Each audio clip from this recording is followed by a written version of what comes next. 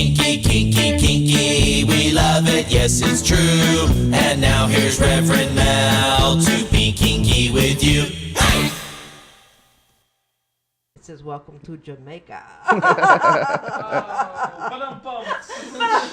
So I don't do jokes too well. So That was good. it was good, thank you. Yes. You'll tell I've heard that it before. You've heard it before. I've heard it before. So, why do they call you Captain? Captain Dave. Captain actually came, I was working at one of the second shops I ever worked at. And me and the owner actually had worked at my first shop together. I lived by her. I would go into work. And somehow I kind of became the makeshift manager of the shop. Mm-hmm. Like, I wasn't really manager, but I was always having to tell everybody what to do. Just from the talk down from the boss. So you're the big honcho. So after a while, I think people got annoyed with it, and they started doing the II captain. Uh-huh. And around that same weekend, I also was playing music with some friends, and one of the guys kept wanting to call me Popeye or Captain Dave because I had tattoos, and he's tattooless. Uh-huh. So he never really understood the why do you want to get tattooed, kind of question. Like, so it's just weird. Like within a week or two, these two different groups of people started calling me Captain Dave, and I hated it. I did not want to be called Captain Dave, and soon enough, customers would be coming in asking for Captain Dave. Phone calls, is Captain Dave there? And it just stuck. So you grew into it. Yeah. Do you like it's it kind now? of like nicknames. You don't really pick them; they pick you. Yeah. Do you like it now? Yeah. It kind of does separate me from other Daves. Yeah, I used to hate to be called Mel, and then my mother called me Mel just before she died, and I go, oh, I could be called Mel now. So it was really cool the fact that it used to upset me when people called me Mel. I go, no, my name is Melody. Yeah. And now I'm Rev Mel, so nobody calls me Mel, just Mel or Rev Mel. Or They call you Rev Mel. Yeah. So what possessed you to get into doing tattoos? Well, when I was a little kid, I was always, I never really paid attention in school. I was that kid that was doodling on his little book covers. And did you doodle on your arms too? At one time, yeah, when I was younger. But I've always drawn, I've always painted. Like, I come from a family who is very artistically inclined, but they've never used it. Mm-hmm. My mom had money. She got free scholarships to go to art school. My father was a painter, but they just kind of gave up on it. Life got in the way, and they didn't want to do that stuff anymore. They wanted to do other stuff. Sometimes you don't make a lot of money as an artist. But as a little kid, I used to doodle like on the phone book when my mom was on the phone, and she would do little doodles while she was listening to somebody talk about how much we owed them or something. And great memories. Yeah. And I remember getting up on the stool when I was a little kid and drawing, all the little stuff that my mom was drawing. And then she would look over and be like, I can't believe you just drew that, just like I did, So you were able to copy what she was doing. That's how it started. Yeah. And it was a lot of tracing, a lot of looking at other things going, is this how it goes? Is this how it looks? Captain Dave, did you draw tanks and army men and things like that? Well, when I was younger, I drew skulls. Mm-hmm. I did draw army men. Yeah. And I drew Santa Claus a lot. Was Santa Claus good to you? Well, you know what? Every year when I was a kid, when I was younger, when the family would all actually get together, it was great. So it was my favorite holiday because I was getting presents. I was it's like gifts for me. Yeah. So, where did you learn how to do tattoos? Well, when I got into high school, I had a pack of friends I ran with, a bunch of hoodlums and punk rocks, and they would always get tattooed. A lot of them were 18 and over. I was maybe 13, 14, and I started hanging out at the shops with them. Because I'd run with them, and next thing you know, we're in this tattoo shop, and because I was always fascinated with painting, art. And I was kind of fascinated with tattooing because I saw my dad get tattooed when I was really young, and I was like, "Ooh, that's cool! It stays forever." Were you with him when he got a tattoo? Sort of. We were at a friend's house, and he got tattooed there. It was like a private. I was a really decently known artist who did private studio only, and we basically sat in the living room and watched TV. But I would try to sneak in and watch what was going on, and they would kick me out. But it was just amazing to know, like, hey, I can draw on paper, I can draw on skin. Like. This would be really cool to do. But it was always in the back of my head. I wasn't sure that I could make a career out of it. Yeah. And, once I was in high school, I had a lot of actual tattoo artists pushing me. Like, you're a good artist. Paint this wall for us. Paint this sign for us. We'll give you a tattoo. All thinking I was 18 years old, and I wasn't.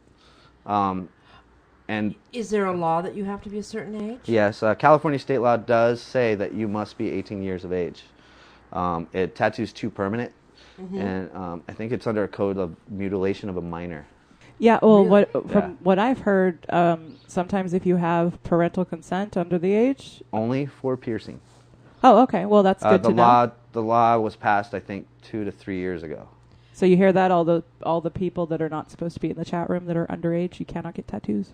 Yeah, my niece flew in from Michigan with her mother, and they went over to, that show, The Ink, whatever it's called, the TV show that's probably done wonders for tattooing, LA Ink. And they went over to get a tattoo, and she was only like 3 months away from being 18, and they said no. They could not do it, even with her parent there and saying yes. Well, there's a lot of logical reasons for that, I mean, sure, when you're turning 17, 18, you think you know it all. You're a teenager. You've experienced this with your family, but you haven't really experienced life, And you think you know what you want. And I've dealt with it on many times. Even people who turned 18 come and got tattooed and turned around, and within a year and a half later, I want to cover this up. I don't really like it anymore. I just kind of picked it to have a tattoo, or it was actually initials of my ex-boyfriend, or, and you're like, that's why I would prefer people wait until they were maybe 21. 18 is fine because I make money, but 21 is a better, I think is a closer mental state if you're really going to make that conscious decision going, I want to do something with my body that's going to be there forever. Sure, there's laser now, but that hurts more. Yeah. So you want to make sure that when you do it right and you do it good, And when they laser it out, I mean, do you still see some of it there, though? Is it scarred? Well, it's multiple sessions. Like the first session, you're not going to notice too much. And then by the third, fourth session, you definitely notice that it's lightening up more and more. But yeah, I mean, there's a certain healing time in between, and they give you the proper creams and stuff to take care of it because it's like a burn. So it is like a burn. But it's a light burn where it doesn't actually scar. Granted, there are some laser doctors out there who aren't really so worried about if the guy gets scarred or not, and might use the wrong tip of the laser. There's different color lasers, different tips. So if you use the wrong tip, you could be scarred from it, or just overwork it. Overwork it. Almost like you overwork a tattoo and get a scar. So. Well, that's why I don't exercise a lot. I just don't want to overwork things. I'm so excited about you being here because I got to tell you the truth. I'm excited to be here. Thank you. I am clueless about how tattoos are done. I know shit about tattoos. I know nothing, but I'll tell you something. It's only been the last couple years that I'll look at a man with a tattoo and go, ooh.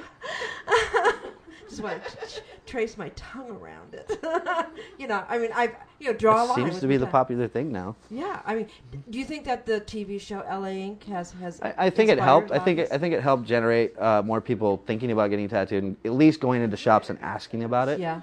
But I think what it came down to was videos, music videos. You see your artists that are more tattooed.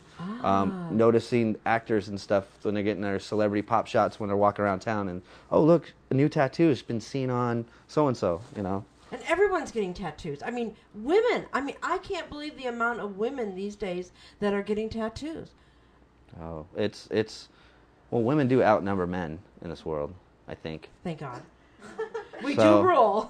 Eventually, at one point, don't tell anybody. Okay. Eventually, at one point, I believe there is going to be more women looking to get tattooed. I mean, it's a lot more accepted. It's not like back in the 20s, 30s, 40s, 50s, where almost like a lot of women wanted to get tattooed, but they hid it. They got heavily tattooed, but you would never know. Yeah. Yeah, there's nothing uncommon of going to a restaurant and being served by a server that has tattoos. And if you go to some of the places like in the Midwest, like in Michigan, you don't see as many tattoos as you see out here in Los Angeles. I mean, Los Angeles is a bigger city. Los Angeles, New York, there's more culmination of like a pop culture in a sense. I mean, everybody gets to know everything in LA and New York first.